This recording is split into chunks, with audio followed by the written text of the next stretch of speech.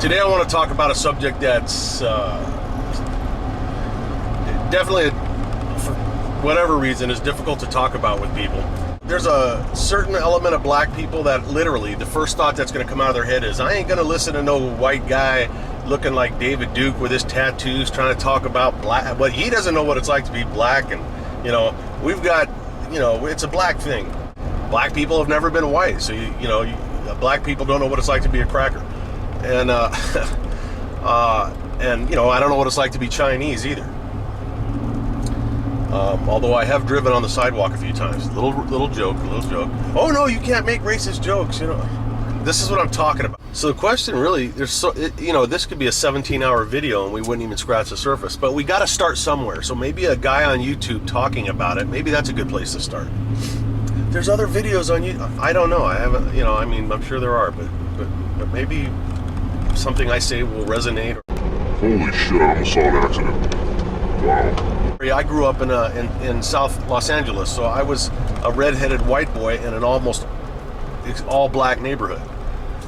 So I've been around black culture more than some black people I know. And we used to talk about that stuff.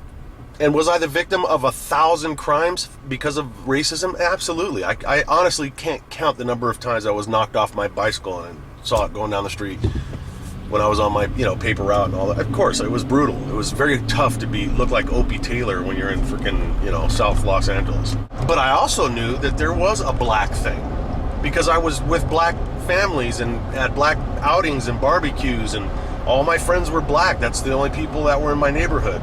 I was the token white guy. So I listened and some of the songs that go through my head, for you older people, you'll remember, "Say it loud, I'm black and I'm proud." I used to hear that Eddie Murphy when he does his thing about Uncle Gus. I've been to that goddamn cookout a million times. It was funny being it's like a piece of salt in a pepper shaker, but it was awesome. So, shit. So I naively believed that we would be in a different position racially than we are, and we're not. In many respects we're in worse shape than we were then. Yes, there was horrendous wrongs done to black people in this country. That's a fact, but there are other facts that are left out so often, and I believe it's because if a fact doesn't support certain people's agenda, they don't want to acknowledge it. And let's be honest, you have to acknowledge reality because reality is all there is. If we were going to base all of our distrust and anger and hatred to the white person on slavery, there are some truths that are very important, and also on the Jim Crow, all of the what's the word I'm looking for? Come on here, the discrimination and all of the things that have happened after slavery. The truths that don't support a hateful agenda and a perpetual victimization agenda are that the most obvious is that I wasn't a slave owner, and when I say I'm speaking for white people here, and you, if you're black, I'm talking about this black and white thing now, we're not a slave. And I can hear everybody immediately inhaling to bombard me with all the responses, which I totally get. I get what the responses are, but that doesn't change anything. Your father wasn't a slave, and your grandfather wasn't a slave. Yeah, but they suffered discrimination. I suffer discrimination today. When we all know about the consent decrees at certain jobs, I've had that happen where I achieved the highest entry score that I've ever achieved in my life, the highest oral score for a position, highest written score, highest physical score, and was told point blank I can't be hired because they're required federally to hire black people or minorities with lower scores than me. So that's discrimination. Well, no, that's leveling the playing field. No, come on, if you think like that, that's not facing reality because it's not leveling the playing field. If they turned you down from a job that you were totally qualified for and they hired me because I'm a redheaded dude with freckles and tattoos and they needed one, you'd understand. And I think deep down, all the people that speak out against that shit and speak out against what I'm saying and argue, they know that I'm right. If that's not leveling the playing field, that's fucking the white guy. So, yeah, well, that's what you get. But that goes back to point one. I wasn't a slave owner. And here we go. Not one of my family members was in this country until like 1930s. And they were not in the South. We're not from the South. So, why do you say obviously? You don't like rednecks? Never mind. I'm rambling. So, that's a fact. That's fact number one. Fact number two is not all states had slaves. The most important fact, in my opinion, is the countless number of white people that gave their lives to end slavery. Well, they weren't all fighting to free slaves, but that was the end result. If they didn't give their lives, and many of them were, many of them were fighting based solely on the slave issue. Fact number three, just about every developed country on the face of the earth had slaves at one time, but you don't hear about it. So as long as we're stuck in this weird world of, because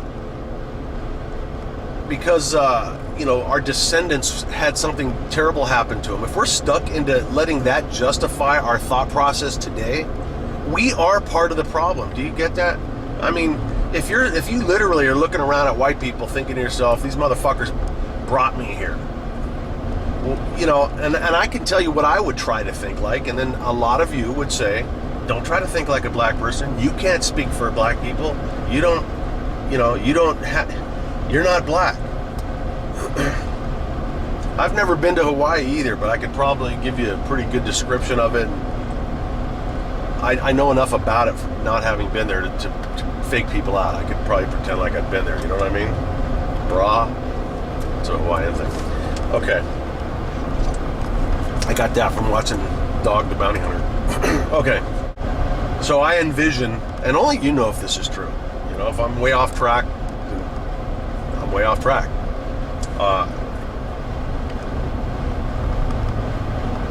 And I don't suspect this just haphazardly. I've seen this. Remember where I'm talking about when I spent all my time at my friends' houses and their families spending the night, listening to the Uncle Gus's of the world have discussions, and a lot of it was pretty deep. Back in the early 70s and the late 60s, people used to talk about this shit. And so I had a real good feel for some of the anger in those days, coming from the black side. But what I noticed too was that parents and family members were kind of instilling this victimization in their kids. And everybody, not everybody, I will say, but 99.9% of all of us have had racial moments where, we're like, oh, damn, Asians can't drive, and, this, that, and the other thing. We have a lot of built-in hatred. I piss off black people just walking into a room. Just because of the way I look. I look like I believe it's because I look like a representation of someone who's racist. And those are, judgmental, or judgments that are passed on me based on my looks. That's racist. And, let's just call it what it is. There's an awful lot of, I hate to use it, but reverse racism. There's really no other way to describe it. There's an awful lot of racism on both sides. And some of the most bigoted black people would never even admit to themselves that they're racist. And you should really take a good, hard look at yourself and ask yourself, are you a person that absolutely despises racism towards blacks, but talks shit about white people or other cultures, Mexicans, Hispanics, whatever, in your own house? Is that what's going on? Because those are the things that we have to change. We have to stop telling our kids that black people are criminals and white people hate blacks and whatever it is that white people are accused of doing. It's not any people, it's certain persons, and we need to ask ourselves, what do we want? Do we want a divided country? Do we really want to go backwards? If that's what the majority of people want, then we need to accept that and admit it and then take it from there. And it's on all sides. There's white people watching this video right now that would call that would think I'm a total race traitor. Because I've been married. This is my second marriage, and none of my wives have been white. My first one was Hispanic, and this current wife is Asian. You know, so like I said in the beginning, the people that actually believe that that you've got to, you know, that their race is superior. What's the guy in the dreadlocks I see on YouTube that talks about? Right on University Boulevard. It's a guy. He's a guy in dreadlocks, and he's in a courtroom, and he's talking about killing all the white people. I mean, you know, you can't help people like that. There's always gonna be people like that, or people that, you know, think that you know, there should be no interracial dating and marriage. You know, you can't. There's always gonna be the extremes, and those people aren't really worth talking to because you're never gonna change their minds. And I'm asking that all of us take a good, hard look at ourselves and ask ourselves a couple of questions. Do we want this division between the races? I mean, the politicians are dividing us. You know, a lot of the songs, the lyrics in the songs are dividing us. We have to be better than sheep. We have to make our own decisions. And if you really in your heart want a world where people see each other as people, if that's truly what you want, you have the power to do that. And it starts at home. Curb your comments. Ask yourself, are you making comments in the house that are derogatory toward the opposite race or another race? And if you are, think about the long-term effects of that on kids. Because they do. They you know, we plant these seeds. If you grow up in a bigoted, racist family, you're going to end up being racist. The odds are that you will. It's very hard to not mimic the ways that you were raised. Oh shit. You know, in my house when I was growing up, I mean, there was no racism whatsoever. I mean, God, if I would have dropped the N-word when I was growing up, my mother would have killed me. I mean, she's an old lady, and she's living with an African American guy, and they've been together for probably 8-9 years now. You know, so that wasn't part of my upbringing, and maybe that's why I see things differently. Of course, there was always this conflict of why I was told that everybody's equal, yet every time I'd go outside, when I was young, I'd be getting my ass kicked because I was a white guy, you know. Give me your bike, you fucking cracker, you know, that kind of shit. But, you know, ask yourself that, you know, what kind of world do we want our kids to have? What kind of country do we want our kids to have?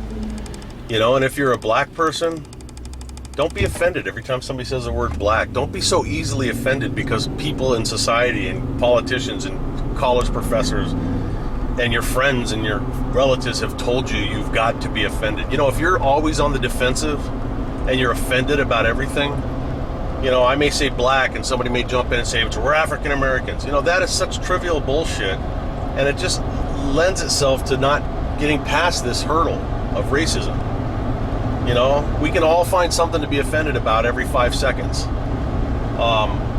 When you see a successful black person, if you feel yourself thinking negative thoughts that, you know, that guy's a sellout or he doesn't speak black, you know, he talks like a white person, those are all the subliminal little thoughts that lead toward negative, hostile attitudes and looks in the, you know, in the store when I'm waiting in line and I'm surrounded by black people. You know, I can really feel from people, the ones that are very racist, just like I'm sure blacks can feel it with whites.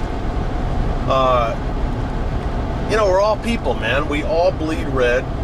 This is all shit that you know, but you got to remind yourself of this all the time. That inside of every black body is a soul, and inside of every white body there's a soul. And there is no such thing as the broad brush that all blacks are this and all whites are that.